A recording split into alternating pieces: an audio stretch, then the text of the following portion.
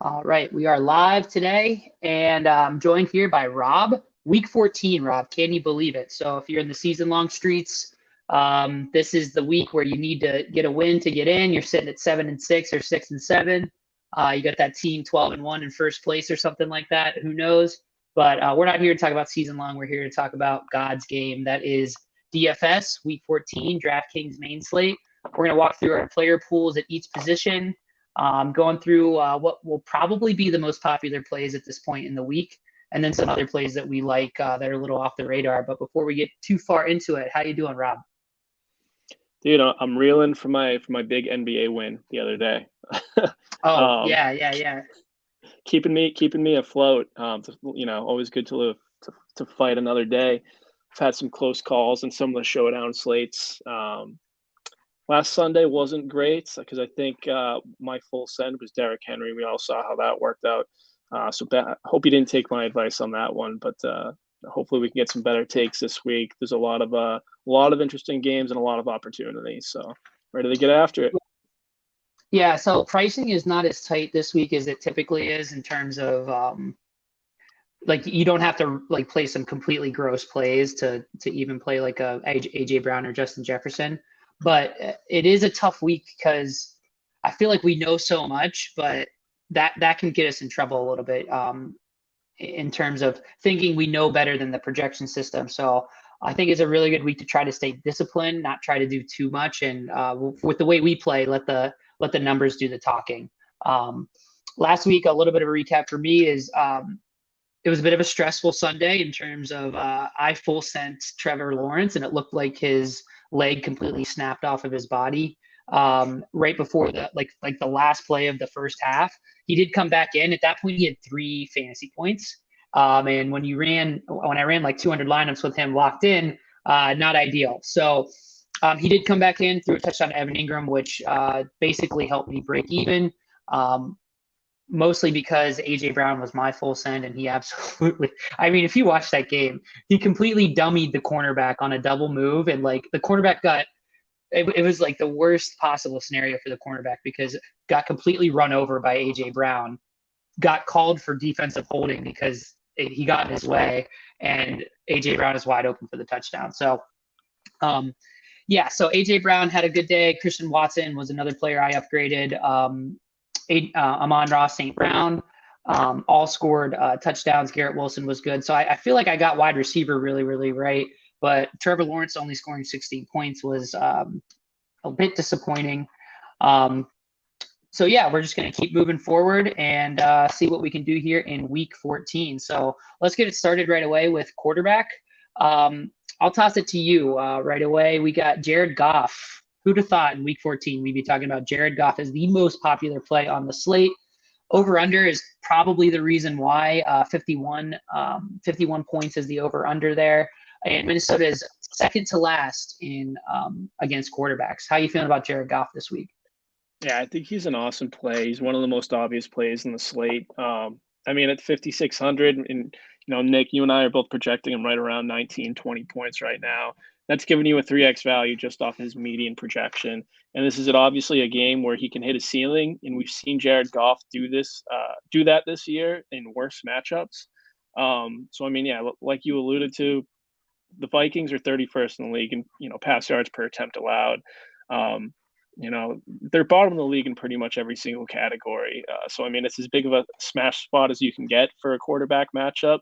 I mean, the only question is how are Detroit going to score these points? If Jamal Williams or DeAndre Swift are vulturing goal line carries, or get some touchdowns on the run, that could limit Jared Goff's upside. But otherwise, at 5,600, I think I'm going to be playing a lot of him this week. Yeah, so I'm going to talk about Kirk Cousins and Jared Goff kind of at the same time here because it's the second to last and dead last defenses against quarterbacks. For example, Minnesota let Mac Jones and Mike White absolutely carve them up for 40 total fantasy points between the two of them. I think Jared Goff is as good, maybe even a step up from them, especially in that scheme. The Detroit Lions like to play fast. They like to air the ball out. They're an explosive offense, and especially with Amon-Ra St. Brown, DJ Chark, Jameson Williams coming back from that injury. DeAndre Swift looks like he's getting healthy. it's going to be hard for Minnesota to have an answer for them. And on the other side of the ball, Kirk Cousins, Detroit is allowing a lot of fantasy points over expected. Two quarterbacks, they've on the season they have 7 QB games of 24 points or more. Some of those are good quarterbacks, some of those are not so good. Overall, I'm not super into either of these players, even though they are kind of, from a raw like value perspective, the best plays on the slate, and ownership is high on both of them. There's a lot of ways this can go wrong. A divisional game, these teams know each other well. Sometimes you see defenses overperform in these divisional games just because the teams have so much information on one another.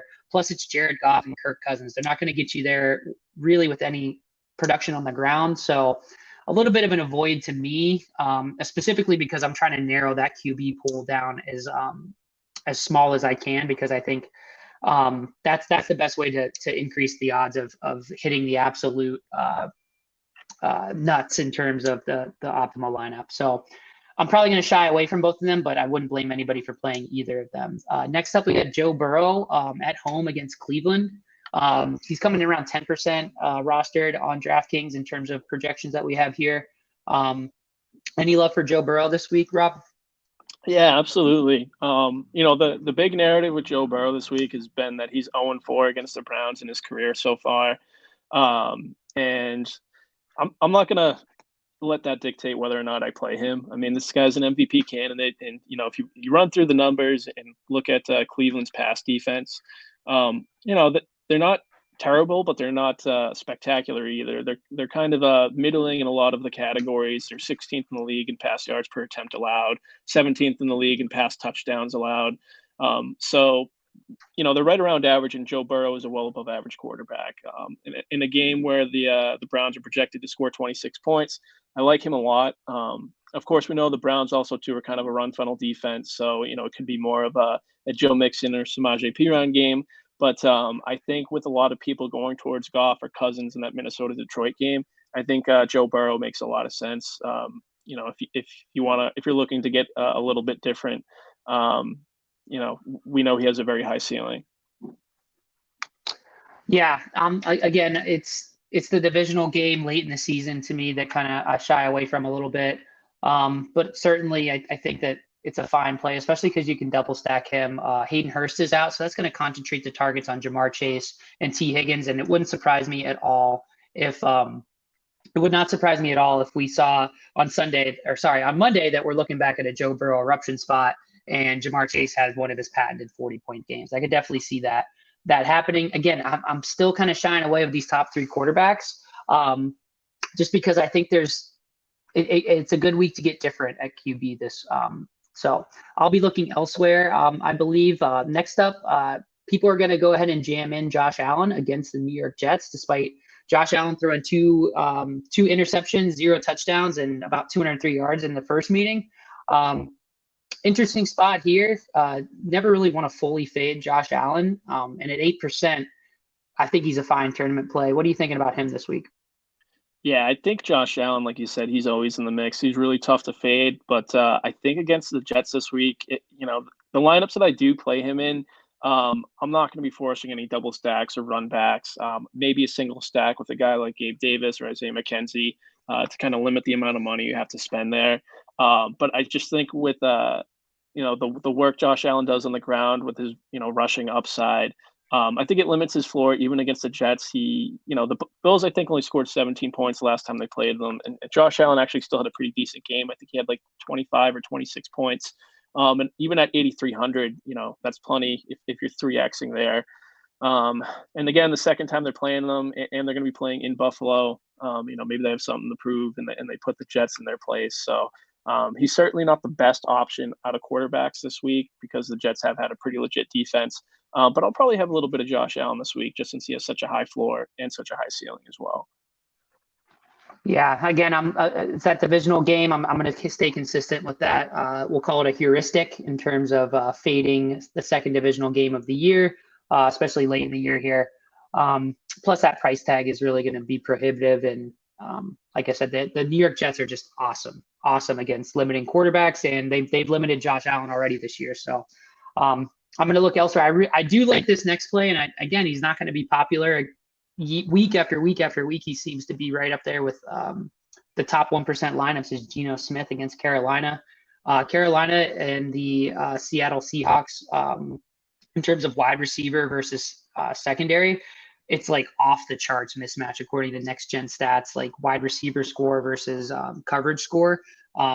Seattle has the best in terms of Tyler Lockett and DK Metcalf getting open, creating separation, converting those opportunities, air yards, all that fun stuff. Next gen stats they're tracking a lot of cool stuff over there, and I read a few articles on ESPN that kind of point out some of the mismatches, and this is the biggest one we've seen all season. So Carolina has kind of limited quarterbacks overall, but I just think this is a matchup where Sam Darnold on the other side might be able to actually keep the game competitive to a certain point. I can't believe I'm saying that, but he is getting the ball to DJ Moore. Really like Geno Smith here. No one's going to play him. He's 6,200. The over-under's fine. I mean, especially relative to the rest of the games on the slate, it's 44 right now. And the implied team total for Seattle is 24 right now. And they don't have any running backs. Kenneth Walker's out. DJ Dallas isn't practicing.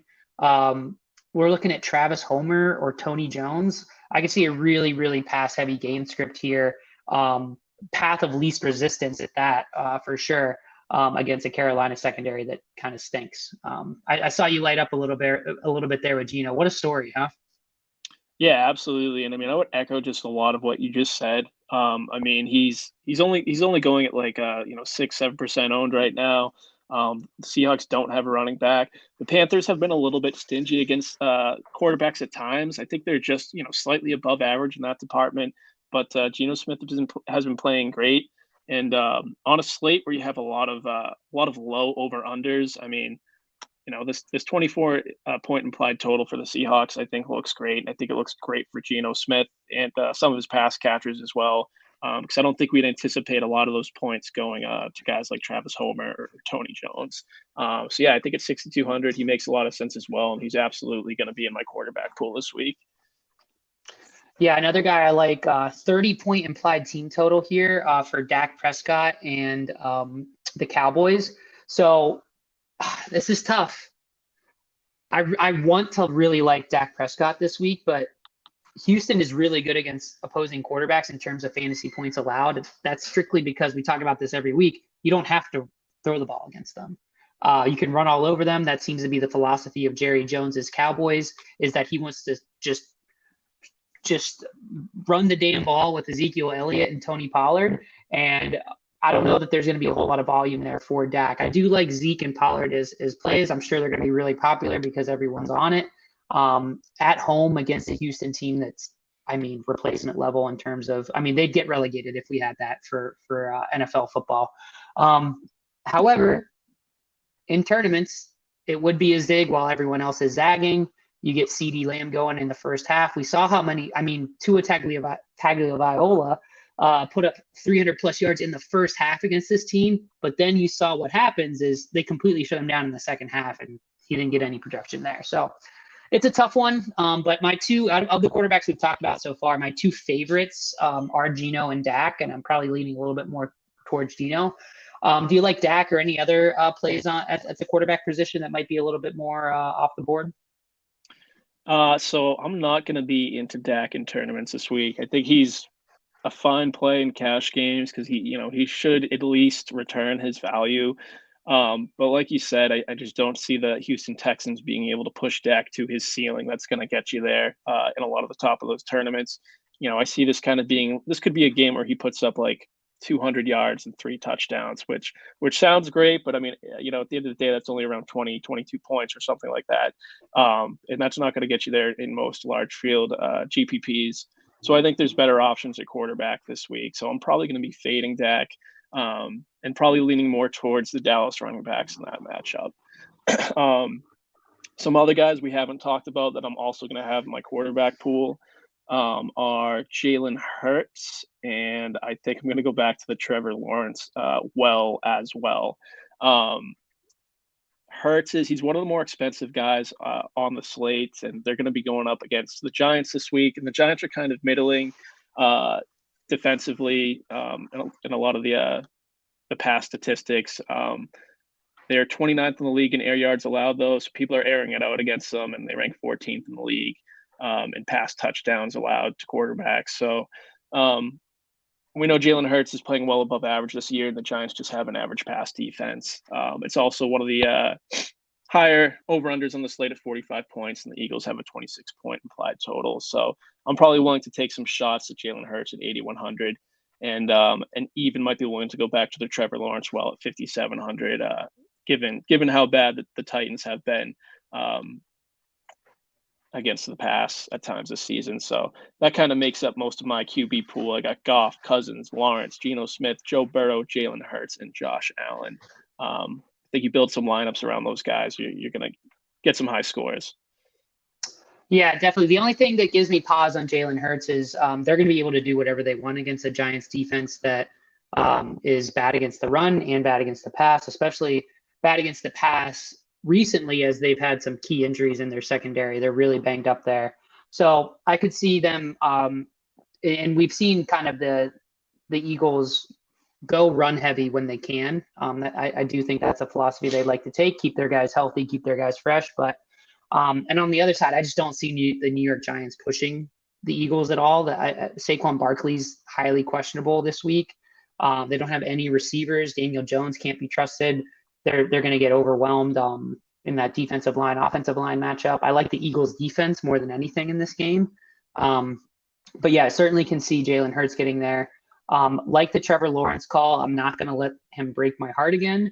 But Tennessee secondary is really, really banged up and horrible. And even before they lost their top corner, Fulton, they've been getting gashed by opposing pass offenses, and they're actually a pretty tough matchup on the ground. So I'm going to be fading Travis Etienne this week, and you can upgrade all of the receivers for the Jacksonville Jaguars and Trevor Lawrence as well.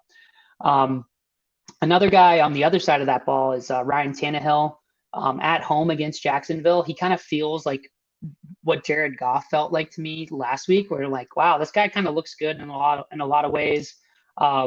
Jacksonville is allowing a lot of points, 2 adjusted fantasy points added to quarterbacks. They're 30th overall in that metric. I think I'm going to upgrade Ryan Tannehill and be okay if he ends up in a few of my lineups. It's tough, but especially if Burks gets cleared from the concussion protocol, I think they can put up points in this game. Could be one of those weird AFC South games that we see from time to time. So yeah, Ryan Tannehill is my gross play of the week in terms of cheap quarterback plays that I like. And yeah, I'm not going to shy away from Trevor Lawrence. He's got a little bit of a toe issue, but he's reporting that he feels much better.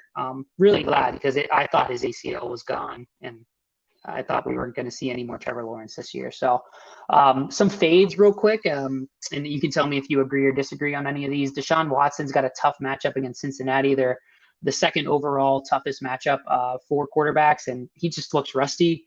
Plus, he's a horrible, horrible person from what we've heard so far, and not taking responsibility for some pretty heinous shit that he's done. So I have no problem fading him. Maybe that'll come back to bite me one day, but I don't think this is the week you play him and hope for him to return to form, although I do think that day will come. Tom Brady's got a really tough matchup against San Francisco. Plus, he's 95 years old, so we're going to fade him late in the season. And Lamar Jackson / Tyler Huntley. Lamar Jackson hasn't been ruled out yet, but I doubt we'll see him. But Pittsburgh is getting after the quarterback. They're really, really good against opposing quarterbacks. Not so great against opposing wide receivers, but the Baltimore Ravens don't really have any opposing wide receivers, to be quite honest with you. So I know people are probably going to gravitate towards Huntley because he's going to be that cheap guy, and he really, really, really went off late in the season last year. I just don't know that in a divisional game against Pittsburgh is where I'm going to play Huntley. I'd rather him fail this week, and then I'll be all over him next week for sure. What do you think about Huntley if he is the guy for the Ravens this week? Yeah, I want nothing to do with that game as a whole. I mean, I see an over-under at 36.5, and I just look the other way. I mean, yeah, maybe one of the defenses, and that's about it. Can we go back to the days where Antonio Brown wasn't a certified psychopath? Le'Veon Bell was not so enamored with his contract situation, and the Pittsburgh Steelers were putting up 40 a week and were the best fantasy football team to target. That's when it was fun to be a Steelers fan. But We're not there right now. Maybe George Pickens can bring us back to glory, but I don't think that's happening anytime soon. But we spent a lot of time on quarterback, so we got a lot more to talk about. So we're going to move on to running back. And we're going to start right away with Joe Mixon looks to be cleared and active in a good matchup. Matchup we targeted last week with Dameon Pierce against Cleveland. He's at home. The over-under in this game is 46.5. The Cincinnati Bengals have an implied team total of 26, and just a good matchup overall for Joe Mixon, coming back from, I believe it was a concussion, so shouldn't have any like stability or balance or any of that issues in terms of like a leg injury or something like that. So you like Joe Mixon this week? I do. And he's definitely been cleared to play. I think it's trending that way, but we can talk about Joe Mixon and or Samaje Perine. Samaje Perine, I don't think you're going to get a huge discount on him if Mixon is inactive. Let me see what his price tag is. He is 6,300, so only $600 cheaper. It's not going to shift things much, but in a really, really great matchup, and Perine has been smashing when Joe Mixon is out. So again, you're going to see massive ownership on Perine if he's the lead back again. Yeah, no, and I mean, I like Mixon a lot too. We actually had him at the top of my list just because the Bengals have had such a run funnel defense this year. Maybe the only thing for concern, I think Samaje Perine's earned himself a little bit more usage in the last few weeks. Like like you mentioned, he smashed it a few times. But even before Mixon was out, he was still getting a ton of work. His volume was through the roof. So even if Samaje Perine's picking up a few extra snaps, I don't think it's going to hurt Mixon's workload too much. So he is going to be very popular though, and I am kind of high on Joe Burrow this week. So that might be the only reason I might not have as much of him as someone else. But it is a great matchup. Yeah.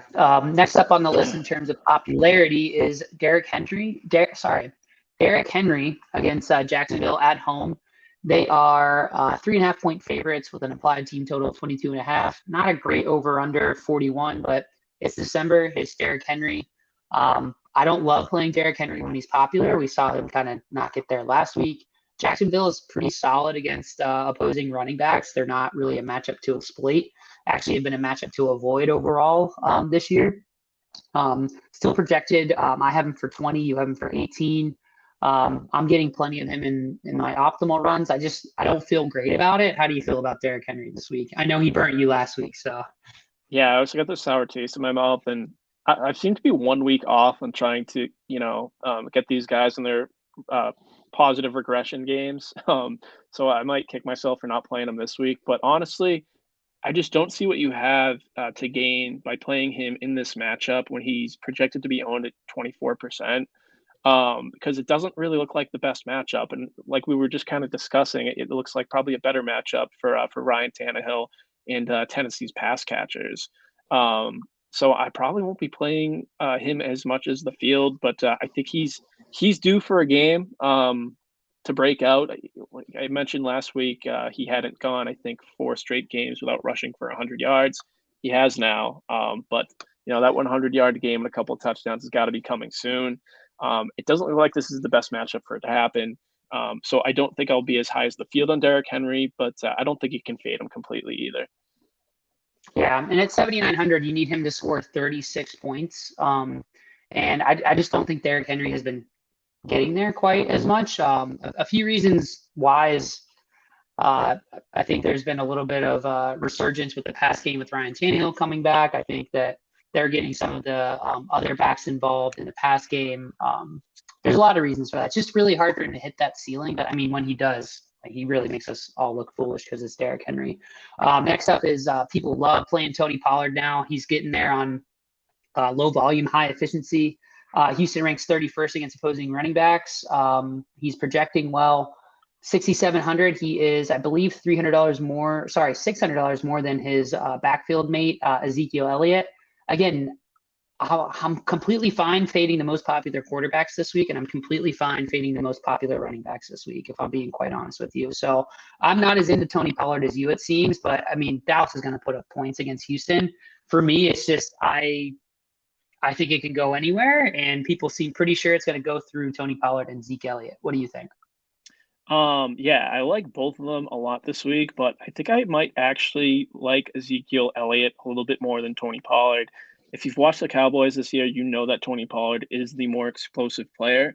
But Zeke has been producing, just as well, and he's been even getting a little bit more volume. He's averaging more rushes inside the red zone than Tony Pollard. He's got more carries per game. He's got a higher value adjusted rush attempts per game. So I think at $600 cheaper and 6 or 7% less ownership. Yeah, I love Ezekiel Elliott. Like you said, they're going to score points. I think Dallas is going to want to run the ball, and if they get inside the 5-yard line, it's more than likely going to go to Zeke than it is to Pollard. Of course, Pollard just has that huge ceiling for some of the explosive plays he's offering. So I'm probably going to have a lot of both of these guys this week. But I think just to get a little bit of leverage on the field, I'd be playing a little bit more of Ezekiel Elliott. At the end of the day, you got to get into this Dallas team somehow with that 30-point implied total. And I think those Yeah. two guys are the easiest way to get there. Yeah, definitely safe. I mean, and honestly, if you want to have exposure to that run game, like I could totally see this being a game where two running backs from the same team, which is very rare for that to be a viable play. This is a scenario where it could be viable because Jerry Jones loves running the damn ball. And they're going to be able to do it here. So next guy up is this Detroit Minnesota game. Like, it wouldn't surprise me. It's going to be chalky, but it wouldn't surprise me if you see the Millie winner. Like, it's a quarterback from the game, a running back from the game, 2 wide receivers, and a bring back is like the winner because it's just there's like no defense in this game this week. So DeAndre Swift gets Minnesota. They rank 24th against opposing running backs. They're the 8th worst defense in adjusted fantasy points added to the position. DeAndre Swift is healthy. You can upgrade him. You can upgrade Jamal Williams. Jamal Williams is getting there only on touchdowns. He's the base back on the first and second downs. Not very valuable carries there. But as soon as they get in within the 5, we know who's getting the ball, and he has been very good at converting those opportunities at Jamal Williams. I probably will fade him in favor of DeAndre Swift, which seems to be the popular thing to do this week. Do you think people are going to be playing DeAndre Swift? I know you will be because we have him projected for basically the exact same at 5,800 and a 51-point over-under when he's at home against a horrible defense. I mean, I know you're getting a lot of them. Oh, yeah, absolutely. I mean, and it looks like he's starting to, his snap share looks like it's starting to increase. It looks like he's healthy.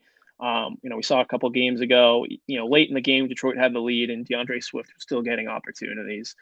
Seems to be more active in the pass game. He's averaging, over 5 value adjusted targets per game. But I don't know if this can be correct. For Jamal Williams, I have him only at 1.5% ownership. That's got to be a bug somewhere. I don't think he can be that low. At 5,900, I think there's going to be plenty of Jamal Williams on the slate. He does only get there by touchdowns alone, but he's scoring touchdowns, and the Lions are going to score points in this game. So again, kind of similar to Zeke and Pollard. I think you can get away with playing both of these guys in a multi-entry tournament. But I think this could be a breakout game for Swift. We know what a high ceiling he has when he's healthy. It looks like he's healthy, so I'm fine with playing a lot of him this week too. Yeah, you're going to have people setting rules on their optimizers to just stack this game up in every which way possible. And Dalvin Cook kind of looks good on paper this week, projected for around 17 points. But Detroit, however, is kind of a matchup to avoid. They're not like a big avoid, but they have been better at stopping the run than they have been the pass. And I just don't really know that I want to pay $7,300 for Dalvin Cook. He's going to be popular this week as well. But the optimizer does like him. Again, if you're just going to stack this game up every which way, Dalvin Cook's a fine play. You definitely want a piece of him. Are you going out of your way to play Dalvin Cook this week? I'm thinking about it because it does look like a pretty good matchup in terms of how many points Detroit is allowed to running backs this year. They obviously have allowed points to just anyone, all offenses. But and Dalvin Cook hasn't really had that breakout game yet, though. He hasn't had that ceiling game yet. So I don't know if that should deter me or push me more in the direction to play him because we usually see him have at least one of those per year. So I did have him written down as one of the guys I'm willing to pay up for over 7,000. So I'll probably have a little bit of Dalvin Cook this week. It doesn't seem like Kirk Cousins is going to have like a 3-4 pass touchdown game. And based on the Vikings implied total, that means someone on the ground is going to get there. So Just hopefully it's not Alexander Madison, who has poached a few touchdowns from Dalvin Cook on the ground this year. Yeah, and I did check into Jamal Williams' ownership. It is going to be low because he's 5,900, whereas DeAndre Swift is 5,800. And from a projection standpoint, it's just a lot easier to project DeAndre Swift for more points. And the algorithms for ownership, I think you might see those kind of get closer, where maybe DeAndre Swift's ownership comes down and Jamal Williams comes up a little bit, but it's hard to bank on those touchdowns every single week, especially in a game where the receiver should have plenty of opportunity to score. DeAndre Swift should have plenty of opportunity to score. So I think this is an example of the fields kind of just getting a little bit sharper, and they know when to kind of fade these highly efficient players that aren't getting a lot of volume. And Jamal Williams is a good example of that this week. Which might make him a great play. That's why this game is so difficult. So we'll see what happens with that. We'll see if those ownership projections change as the weekend progresses. Any other plays that you like? We talked about Christian McCaffrey off the stream here. He's going to be slightly popular in terms of like over 10% or so, 8,500 against Tampa Bay, which is typically a tough matchup for running backs. Projected for 19 points. He could be their entire offense with Brock Purdy at quarterback though. But you have an interesting stat about games where the over/under is under 37. How often do we see a great running back score in those games? All right. So the thing with Christian McCaffrey, right, is he's $8,500. So you need him to go off to get you there in a tournament like the Millie Maker and in a large field tournament. I have his upside score at 39 points. So let's just say conservatively, you would need 30 points for McCaffrey to get there. I saw that low over under 37.5, and it's rare you see over unders that far below 40. So I just kind of went to my database and I looked at all the games since 2003 with over unders less than or equal to 37.5 points. 1,000 starting running backs, only 40 of them have cracked 30 points. And the last time that happened was in 2010. The league has changed a lot in the last 12 years. So I wouldn't bank on Christian McCaffrey getting to 30 points this week. It hasn't happened in a long time in a game that Vegas predicts to be this low. So yeah, quote me on it. I'm fully fading him. I don't care how much work he gets. That little tidbit I found was just, the surest thing I could find, which means he's probably going to go off for 50 points this week. So yeah, I also don't quite understand. I'm with you there. I mean, if he shows up, he shows up. I'm probably going to downgrade him a little bit just because this game could really be ugly. Because San Francisco is just going to, yeah. Isaiah Pacheco is another one that's showing up purely because he's projected for around 12 points at 5,700. But Denver's run defense is amazing, so I'm probably going to downgrade him. I won't end up with a lot of him this week, but he's going to be a pretty popular play, it seems, for some reason. And on the other side of the ball there, talk me out of this, man. Latavius Murray, Kansas City is a pretty solid. Let me finish first. Kansas City is a pretty solid matchup for opposing running backs. They rank 21st overall in that metric. In terms of O-line, D-line mismatches, Kansas City has the worst run-stop win rate in the league. That's a metric that is tracked by Next Gen Stats.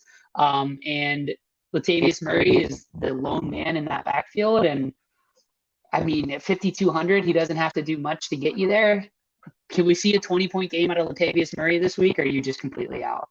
No way. There's no way. I'm completely out on Latavius Murray this week. I don't know why he's projecting so well.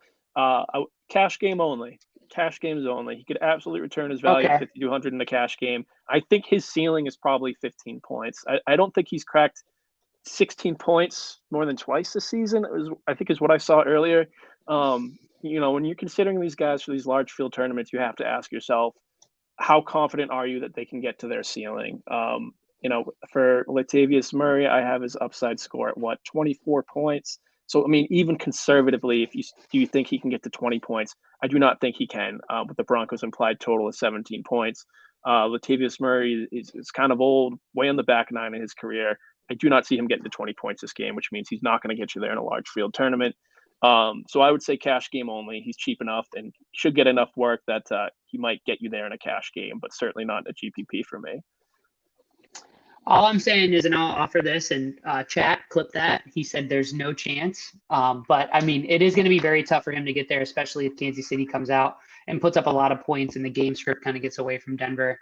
But on the other side of the ball, if there's anybody that can stop this Kansas City pass attack, which there might not be anybody that can, it's Denver. Denver is really good at limiting opposing pass offenses with Patrick Surtain shadowing. I don't know who he would shadow this week, but I could see them this game kind of going a little bit differently than people think, and Latavius Murray surprising some people. I don't know. I don't know what I'm going to do with Latavius Murray, but it's tough because he did have a game the other week where I was interested in him, and I think he broke off like a 55-yard run against it was Carolina, I think, and he still only had like 13 points. That just kind of reflects how difficult it is for him to get a ceiling. Like even with like a long run, it's hard for him to find the end zone. The 17 point implied team total for Denver is horrific. And that offense might just be on the blacklist overall until they figure out what to do with Russ and Nathaniel Hackett. That does not seem like something we're going to see going into next year. But yeah, here's one I do like, and then I'll toss it to you to see if there are some off the board plays that you're interested in. And it seems like people are going to be on this a little bit, but Miles Sanders, that same metric, run stop win rate, New York Giants ranked 27th in that metric. And I think that when the Eagles have the chance to run the ball, that's kind of what they want to default to. It just, when you're favorite and you're running the ball, it limits the volatility, it limits the chance of a turnover. Actually, it would be interesting. You might have this already. Is a fumble less likely than an interception? I wonder what's more likely out of those two. I have no idea. I'm not sure. But theoretically, I think like I think it's the conservative approach is to run the ball and it is to limit turnovers and things of that nature. So I can see Miles Sanders getting going in a big way, and he's not really going to be played as much. And I kind of like playing Miles Sanders in those scenarios, and I got that next gen upgrade to kind of support that. So all systems go for Miles Sanders for me this week. What about you? Any other off the board plays that you like this week? First of all, I do love Miles Sanders this week, especially since I have him in my season-long league playing for a first-round bye this week. I know people don't care about that, but I do. So I definitely have a little bias towards Sanders this week. I think he makes a lot of sense. Another off-the-board play, I like Dante Foreman a lot this week against Seattle. He's only 5,400, so if you're even contemplating going the Latavius Murray route, you can pay $200 more for Dante Foreman, who's had a couple of big games this year, and the Seahawks haven't been tremendous against the run this year. They've allowed 11 touchdowns on the ground to running backs this year, which ranks right around Cam Akers, the ghost of Cam Akers. Yeah, so there you go. If Cam Akers is scoring touchdowns, that's all you need to know. They're kind of middling, 15th in the league in rush yards per attempt allowed. And I think we have seen when Dante Foreman's healthy in this offense that they like to give him the ball, and he's been pretty efficient with what he's been able to do. And he's only going around 7% owned right now. Final tidbit: Seattle ranks dead last in the league in fantasy points allowed to running backs. So I think at 5,400 and 7% owned, Dante Foreman makes a lot of sense. Yeah, I really like Dante Foreman as well, and that will also hopefully get me off of Latavius Murray, which is good. I think that's good process. He's been Dante Foreman and Chuba Hubbard have kind of been in what people think are a little bit of a split. I don't know if you watch the game, you clearly see that Dante Foreman is the one that has a little more juice, even after coming off an Achilles injury. He's had kind of a storied career and injuries, and it's good to see him kind of get going here. A resurgence with Carolina. He's been playing more than 40% of the snaps each of the last two games, 17 touches in the most recent game before the bye. And Seattle was recently gashed by Amir Abdullah and Cam Akers. And Cam Akers also coming off an Achilles injury. Not that has any bearing on what's going to happen in this game. I just thought it was interesting. If he can do it, Dante Foreman can certainly do it as well at 5,400. I'm going to go to next up. I do like James Cook if he's going to be a little off the radar this week. He had 20 opportunities the last time he played. He's at home against the Jets. And I was watching.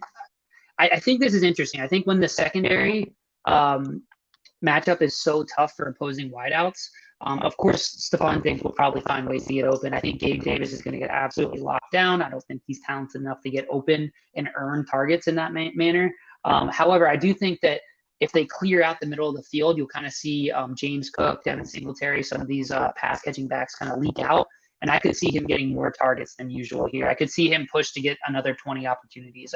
I think that's within the scheme of the Buffalo Bills. I think it's kind of what they want to do when they have a tough matchup in the secondary. Are you into James Cook this week at 4,600, projected around 9 points, 10 points or so? And I don't know if a lot of people are going to play him this week. Yeah, I mean, I think he's very cheap. And also another thing to take note of, this just in, looks like there's going to be a pretty good chance for this to be a snow game out in Buffalo this week. So that could be more work for the running backs, but could also mean a lower scoring game. So keep an eye on the forecast. But yeah, with the amount of work we saw Cook getting last week and at his price point, I certainly think he's worth throwing in a few, if not more, lineups. Yeah. Yeah, moving on, some fades.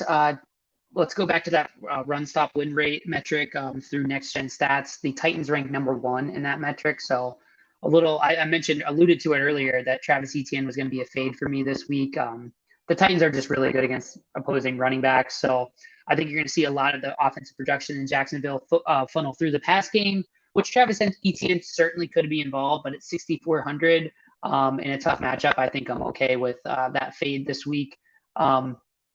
And then some other fades that I'm considering are, let's look at here.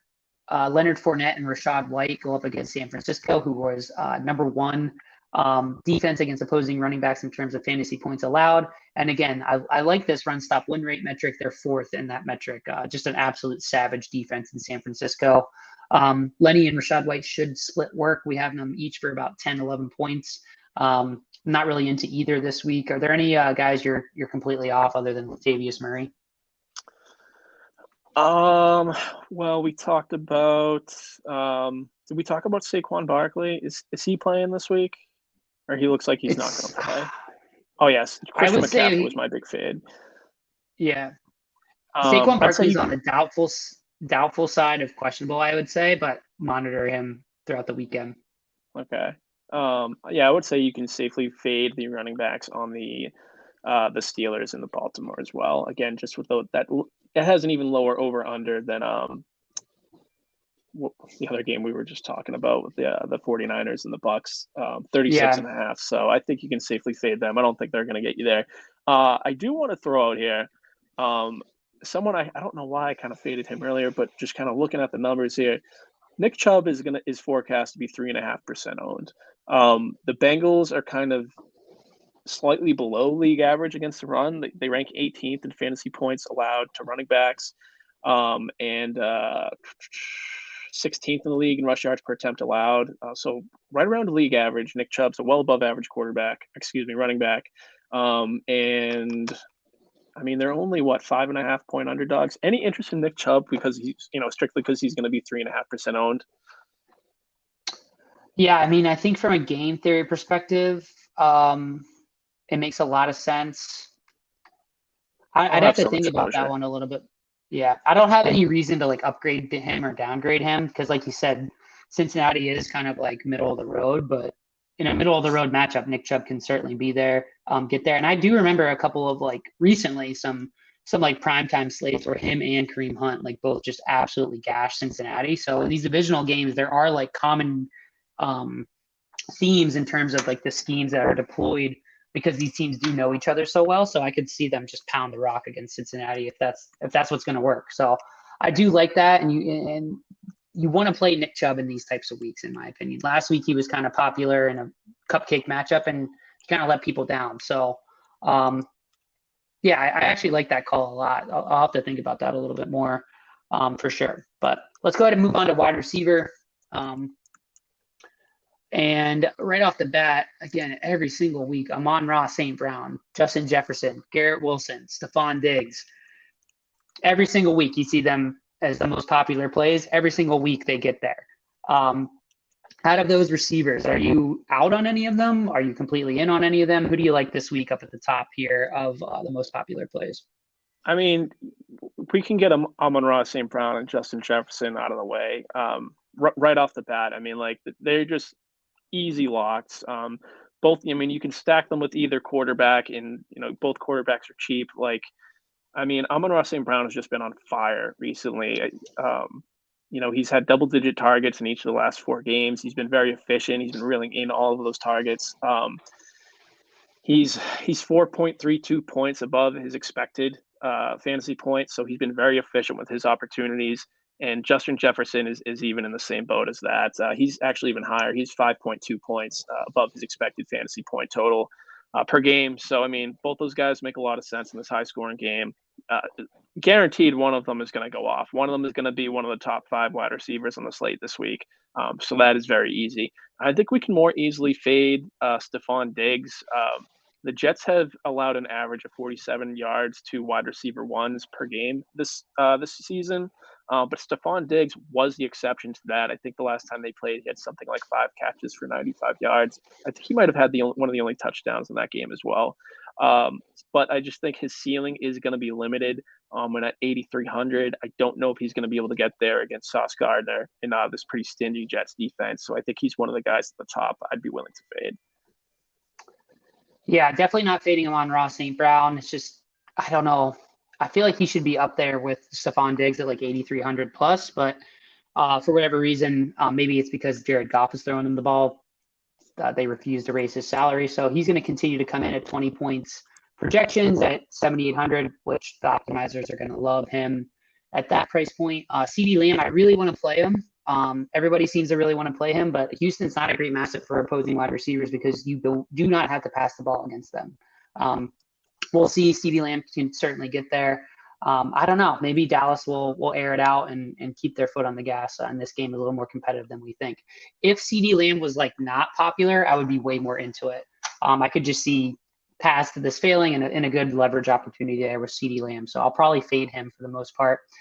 Justin Jefferson in the first matchup of the year, Jeff Okudah was active, shadowed him 3-14-0. So one of the worst games for Justin Jefferson on the year. I don't think I'm going to downgrade him at all. However, I think I'm just going to be more into Adam Thielen in that game and KJ Osborne, both of whom had really good games against the Lions the first time they met. Both Adam Thielen and KJ Osborne had touchdowns in that game and over 60 yards and at least 5 catches each. So I'm just going to attack it the same way where I'm not going to fade Justin Jefferson if he ends up in my lineup at 9,000 with a 24 point projection. I'm going to be okay with that, but everybody's going to be on it. Everyone's excited to play Justin Jefferson. And I mean, this is a matchup that has shut him down before. It can happen. It's just same with Stephon Diggs. It's really hard for me to downgrade them, but I'm not going to go out of my way to play those high priced wide receivers this week when there's a lot of value on the slate. And you kind of need that value to play some of the better plays on the slate, I think. So that's kind of how I feel about the that situation. But again, that Detroit Minnesota game just could go absolutely bonkers. Garrett Wilson got there again. He's an absolute savage. This is going to really tough matchup for Mike White. Buffalo's defense is going to get after the quarterback a little bit, I think. And although Buffalo's secondary is not all that great, and I think the Giants wide receivers can win against them, I don't know that this is the matchup that I want to go back to the well with Garrett Wilson. And it seems like everybody's going to be into that this week. What about you? Are you going to be into Garrett Wilson this week? I think I'm okay with playing him since he's still probably under what his price should be. He's only 5,900. He's by far the number one target on that offense. And Buffalo's defense has looked vulnerable at times over the last few weeks. They don't have Von Miller anymore, so they're not going to be getting as frequent pressure on Mike White or other quarterbacks. So I'm okay with playing him. I think you're right, though. I think it will be kind of hard for him to get to his ceiling. But I think, kind of in letting the optimizer do its thing, I'm fine if they want to pump in a little bit of Garrett Wilson at 5,900. Yeah, I definitely don't think you really need to shy away too much from Jamar Chase or T. Higgins this week. I like both of them in what's kind of like a middling matchup against Cleveland. Be a good way to play Joe Burrow double stacks with those two to get different, especially if people are going to gravitate towards that Samaje Perine / Joe Mixon play at under 7K at the running back position. Yeah, so those are some of the other popular plays. People are going to be into playing DJ Moore against Seattle, especially. Seattle has been allowing a lot of production of wide receivers lately. I'm not as into that play this week. Are there any outside of these really popular plays that you like? I mean, Gabriel Davis, it looks like people are going to play him. I'm not sure if I'm agreeing with that ownership projection, but Gabe Davis is a full fade for me. I just don't see him getting open against this Jets secondary. Yeah, I'd agree with you there. I mean, if I'm playing any receiver from the Bills, it's going to be Stephon Diggs, and like we talked about, I'm not even super crazy about him this week. Just going back to that Detroit Minnesota game, I did just want to kind of highlight DJ Chark at 4,300. In the games he's played this year, he's absorbed a 37% air yard share, and the Vikings are allowing the most air yards per game to wide receivers. He's looked pretty good in the weeks that he's been back, so I think at 4,300 in a game that projects to be a shootout, I think you should have some shares of DJ Chark there in your Detroit or Minnesota stacks. I think he's a good call. And then also, as you kind of alluded to earlier, Geno Smith is a good option this week. So I like both of his pass catchers in either DK Metcalf or Tyler Lockett. Looks like right now that their ownership is pretty low, both under 10%, with Metcalf being the lower of the two. I got him right around 7%. So I like getting those guys into the mix this week to kind of get a little bit different from guys like Justin Jefferson or Amon-Ra St. Brown or those Bengals receivers. How about you? You going to have any Lockett or Metcalf this week? Yeah, I mean, I'm gearing up to. We'll talk about it at the end of the show, but I'm gearing up to full send Geno Smith stacks this week. I mean, when I say full send, I'm thinking about playing just him, just Geno Smith. I think that's a really good way to get different. Not going to break the bank. You'll get plenty of Justin Jefferson. I'm on Raw, all exposure to those, and just hope for chaos on the week. Some other wide receivers that I do like are on the cheaper end. I might have to give a stern talking to the models that we run. That the Denver Broncos are not a team that we want to play under any circumstance because I'm getting a lot of Kendall Hinton. He just projects well for a $3,400 wide receiver. Cortland Sutton's not going to play this week. You could do worse at 3,400 is all I'll say about that. Michael Gallup is kind of interesting because, like I said, CeeDee Lamb's going to be popular. Michael Gallup will not be as popular, and it's a really solid matchup for him. So you could play him at 4,600, and he only needs to get to about 24 points for him to reach that upside score. And I think he's a really sneaky play this week and a good matchup for sure. Chris Moore is another $3,400 wide receiver that I like against Dallas. I just think Dallas is going to completely tee off against Houston. Looks like we're going to get Davis Mills this week instead of Kyle Allen as well. I don't know what that means. It could mean nothing. But those are some cheap guys I like, as well as Richie James. These are just receivers that are really, really, really cheap, and they're projecting for more than 5 points. Like you typically would see these receivers under 4K. So those are the cheap guys. Are there any cheap wide receivers that you're using in a way to kind of loosen up the pricing structure for your lineups? So I'm not super high on any of the Chiefs wide receivers this week, but I'm okay with letting the optimizer throw them into some lineups, some of those cheaper guys like Sky Moore, Justin Watson, if they want to squeeze in there. Just because it's Patrick Mahomes and he's got big playability, they're probably going to score more than most teams do against the Broncos. So I'm okay with some of those guys getting in there, but I'm probably not going as high as 5,600 for Juju Smith-Schuster. Another guy you mentioned earlier, KJ Osborne, is only 3,500. If Justin Jefferson ends up getting kind of locked down, he makes a lot of sense. He's a nice cheap option under 4K. And also, I got some interest in Isaiah Hodgins for the Giants. At 3,500, he was getting some targets last week, but it is a tough matchup against the Philadelphia Eagles. So he's kind of a large field GPP play since he's going to be very low owned at only 2.5%. And then lastly, I'll mention don't sleep on Tyler Boyd, very talented wide receiver among the three over there in Cincinnati. He's only 5,000 and being projected at 2.4% ownership. So I think he's always good for a breakout game or two, and it's been a while since he's had one, so I'll probably have some exposure to Tyler Boyd this week as well.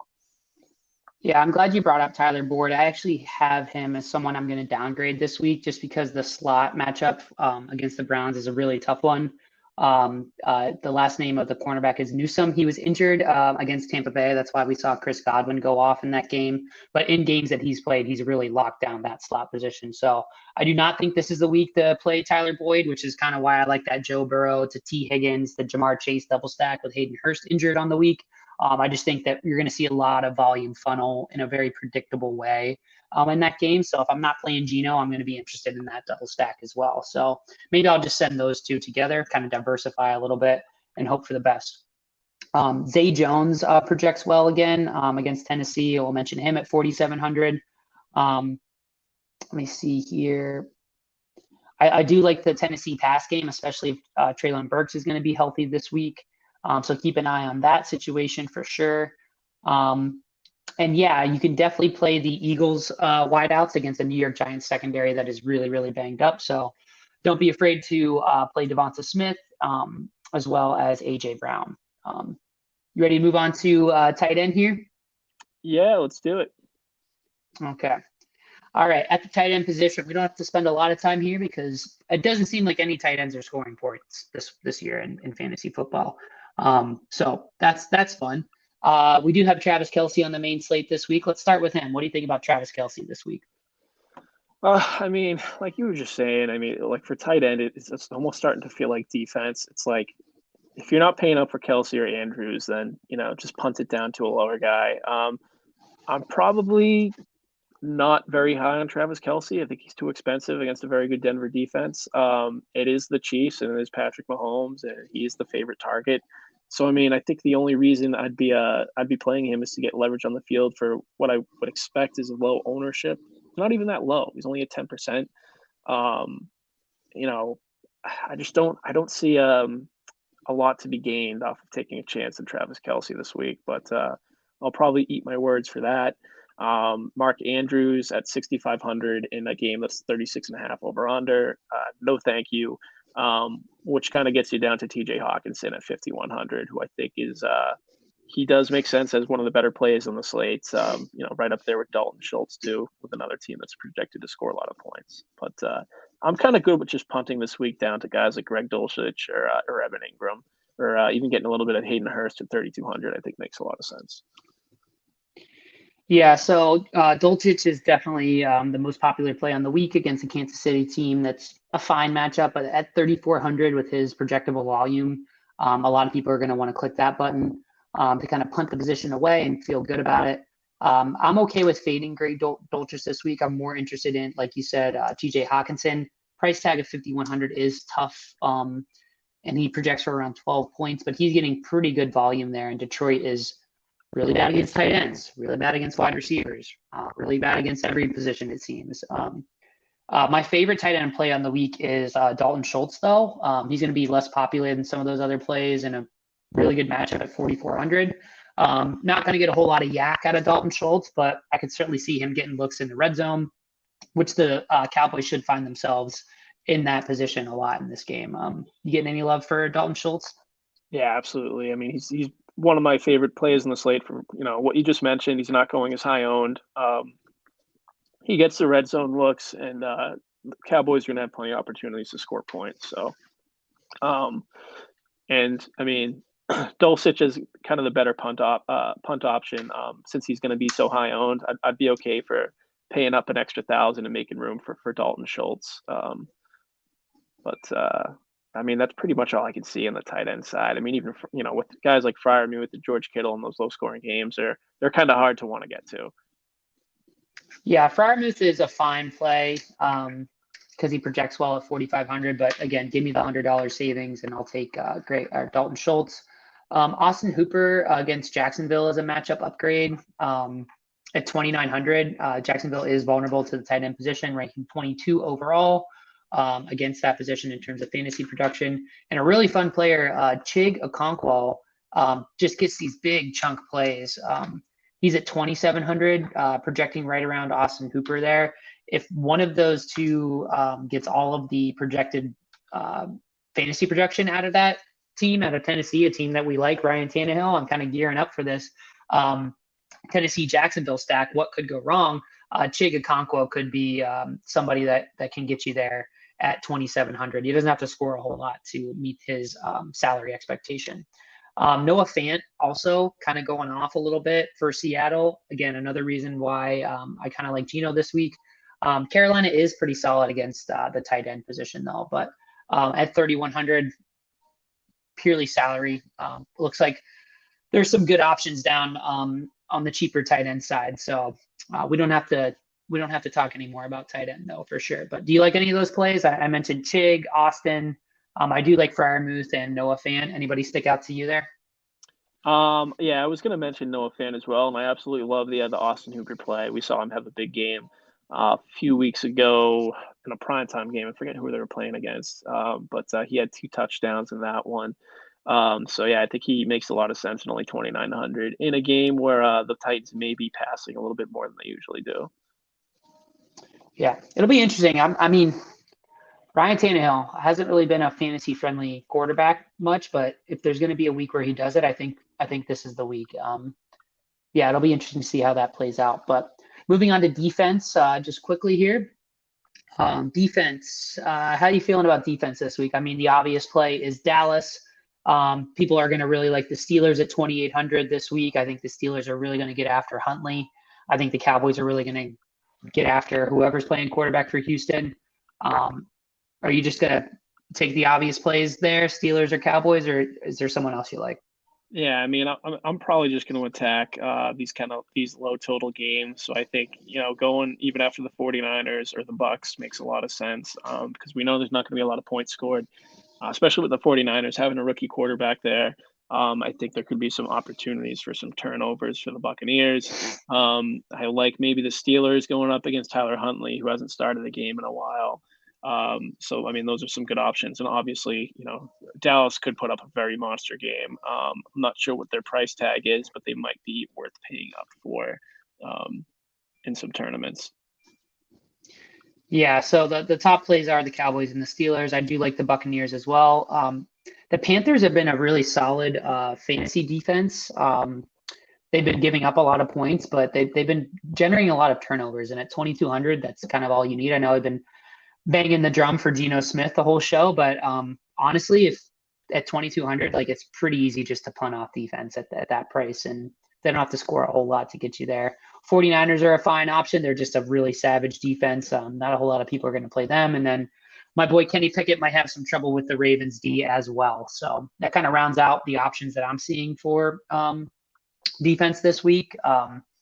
So yeah, do you want to move on to the full send now? Yeah. Who you got this week, Nick? All right. It's going to be tough. I mean, for me, I think I'm going to go with my full send stack is I'm going to do the double stack with Geno, with Tyler Lockett and DK. I mean, I don't know why people aren't onto it. It's been hello.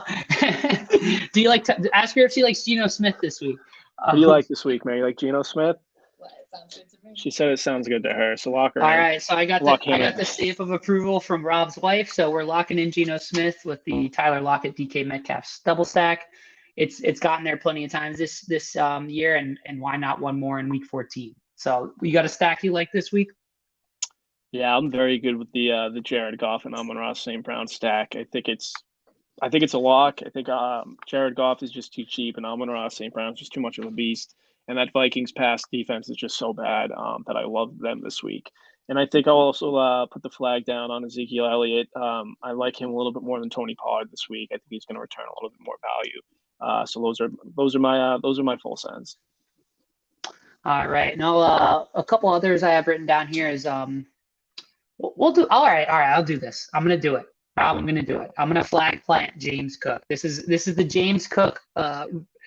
A little bit of a mini breakout last week. I just think that the way that game is going to play out, I think that if I think the Bills could come out and surprise people and put up some points against this really tough Jets defense.